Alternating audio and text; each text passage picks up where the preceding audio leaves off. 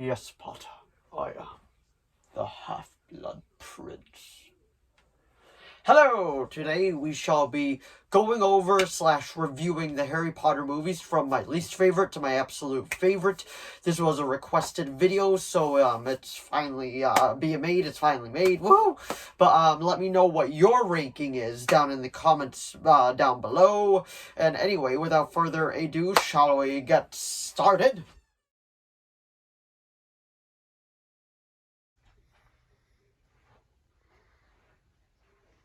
Now, I don't actually think any of these movies are complete and utter shit. I actually have enjoyed every single movie. I think every movie actually has something to offer with how they do the storyline versus how they adapted it in the book.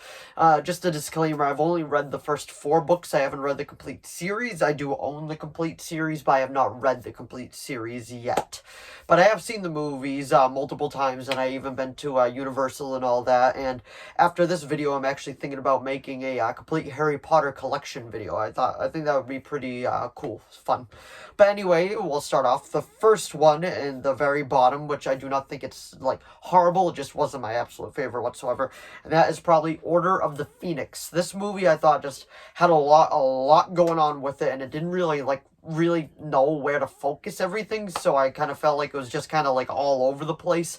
But I did enjoy it. This was when Voldemort was finally like really present within the series. It just wasn't my absolute favorite, and the one thing that they did in this one that I absolutely like, she really irked me, but I really like the actress, and that is Dolores Umbridge, which she was something else, but she was very enjoyable, like the actress, just not the character. The character you kind of wanted to strangle. But anyway, it's coming in last place, which is number 8, and that is Order of the Phoenix. So moving on with 7th place, and that is The Half-Blood Prince. This one I felt like had a lot going for it, but I just really didn't know like where to focus it again, because like with all the stuff going on with Snape and all that being, "Yes, Mr. Potter, I am the Half-Blood Prince." I know that's a horrible impersonation, but I absolutely love Alan Rickman. I think he was a great actor, and everything he did was just really good. But within this movie, we were focusing on a love story with Harry and all that, and I read a lot of comments that said within the book was actually, most of it had very little to do with the love story. It actually had a lot to do with Snape and all that, but still a very enjoyable movie. It's very visual. It had some awesome visuals in it, which I'm looking forward to rewatching that on Blu-ray, because I've only ever seen the DVD version of it, and like the visuals are probably the best thing about it. And this was probably one of the more darker Harry Potter movies, but at the same time it was lighthearted. Like I feel like it really did not know what to do. But anyway, coming in 7th place was The Half-Blood Prince. So, coming in 6th place is, this one might surprise some people, but this is The Deathly Hallows Part 1.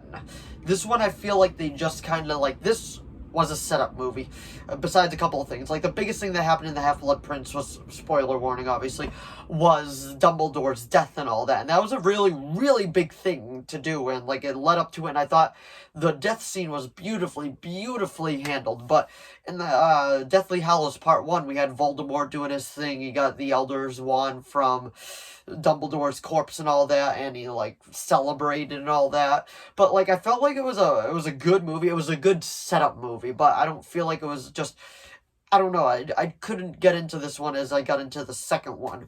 But this one definitely was a good setup film. It knew what to do with all that kind of stuff.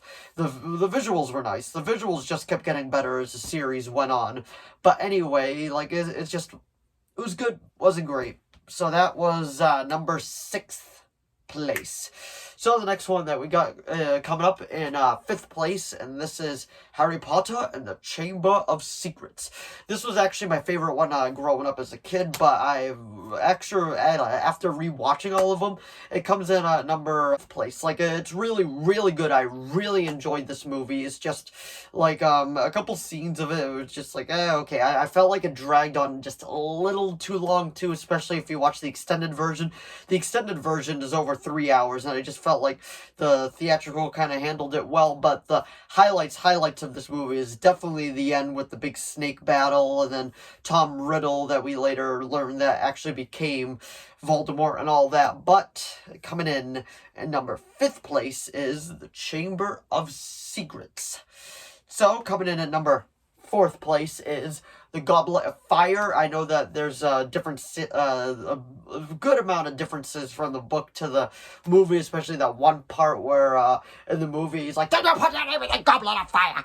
And, like, it was just so over the top. Like the book where he's like, "Did you put your name in the Goblet of Fire, Harry?" Like, it's just so different. But the new actor that they have playing Dumbledore since this one, it might have been 3 up. I'm not 100% sure. Put it down in the comments below which one it was. I want to say it was 4, but it might have been 3, but I'm gonna say 4. But anyway, Dumbledore, I'm talking about him now. But this is where, like, he hosts the big celebration. It's pretty much their version of the Olympics. People from other schools come, they do all the games and all that, and I think that's the highlight of this movie, the games. The games are absolutely just a blast to watch, and the ending of this, which was the big hedge maze, and then we got Cedric Diggory, which is later now the actor is actually becoming Batman in the new Batman universe, whatever they're making, but I'm getting off topic. But anyway, like when they meet Voldemort and all that, they bring him back after, I can't remember his name, I can't think of the actor's name either, but like the guy that was a rat in Prisoner of Azkaban and then became a human, I can't think of his name off the top of my head, but he has like the baby Voldemort, Volder baby, I guess you could call him, and then he like dropped him into the pit, and then like he eventually grew back to his full form. And Ralph Fiennes, I believe, is the actor that plays Voldemort, and I think he does a absolute fantastic job, since this is the first one where he's in like full body, but like he was only utilized at the end of this film, which I thought was actually pretty well done. Like it was just a good film overall, and the dragon was really cool in it, and that's why it comes in at number 4. So coming in at number 3, got a little excited there, is The Sorcerer's Stone, or The Philosopher's Stone, wherever you may be, where the titles are different.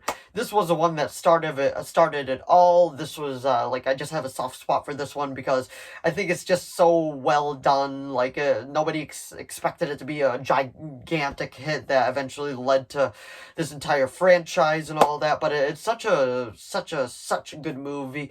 The special effects are really, really well done for the time that this came out, but pretty much this is the one that introduced us to the wizarding world. This is one that introduced us to absolutely everything else, and it's just a great movie. I can't say enough good things about this one. This was one that really got me hooked. I only watched this one for a little while, but when they eventually all came out, I decided to keep watching them. I only watched up to 4, then I eventually ended up getting into all of them. But it's such a good movie. It just is full of nostalgia. Daniel Radcliffe and Emma Watson and Ron, I can't think of the actor's name off the top of my head, but like it's just so well done, and it's a great movie overall, and the Dursleys are in it, and the Dursleys are the Dursleys. It's just a very, very, very well done movie, and I absolutely love this one, and it almost got number 1, but I had to weigh out the other 2, so that was place number 3. So coming in 2nd place is The Prisoner of Azkaban. I really, really like this one. This one has like my the most sentimental value for me, but like the biggest thing of this series, Black, played by Gary Oldman, beautifully. I think this was one of the absolute best casting that they have ever done within this movie series. Like, it's just Sirius Black was such a complex character. The time travel in this, I'm not usually super crazy about time travel and all that, but I think they actually handled it pretty darn well in this. Like, I really enjoyed it, and just everything about this movie I absolutely loved. The pacing, I think, is really good, to the time travel parts, to especially like the Azkaban prison, and then Sirius Black escaping. Everyone's saying he's such a dangerous criminal, but in reality he's actually like he's not a dangerous criminal. He's made some mistakes, but he's not the villain of the story, and I think it's beautifully handled. The werewolf is in this, played by I can't think of his name off the top of my head, but he was the new professor after the guy from the Chamber of Secrets, Gilderoy Lockhart, I believe that's his name, after he got fired because he kind of lost his mind, if I remember right, like his own spell backfired on him. It's been a little while since I've watched all of these, so like some parts like come and go, but anyway, like this is just a great movie. Almost got number one, but I had to put obviously the first one at number one, and if you've been counting along with me, that would be coming in first place is Harry Potter and the Deathly Hallows Part 2. As I said earlier, Part 1 was mainly just the setup film, but Part 2 is where they do everything right. It's the big final battle with Voldemort. It's the ending every character story that we've known to love and just follow for these past 8 movies, well, 7 movies technically, and I say it's a very satisfying death for Voldemort, because I heard that in the book he just simply gets zapped and then he just falls over dead. Like J.K. Rowling said, like she didn't want him to have the like spectacular death that Voldemort always envisioned for himself, but I think that was necessary for the movie. So by doing that for the movie, I think they actually did it much better than it would have been anticlimactic, like Bane's death in The Dark Knight Rises. Don't get me started on that. That's the biggest weakness in that whole trilogy. I think he deserved a better death. I'm getting way off topic. I'll probably do a own video on the Dark Knight trilogy as well. But anyway, this comes in at number one for me, and I've enjoyed all the movies. My least favorite is Order of the Phoenix, and my absolute favorite is Deathly Hallows Part 2. Do do do do do do do do do do. Oh, hello. I didn't see you there. If you enjoyed this video, please give it a like and a subscribe so I know to keep making more of these. If you have any video requests, please put them down in the comments below. I will do my best to reply. Let me know your ranking of the Harry Potter movies down in the comments below. And I will see all of you in the next video. Bye!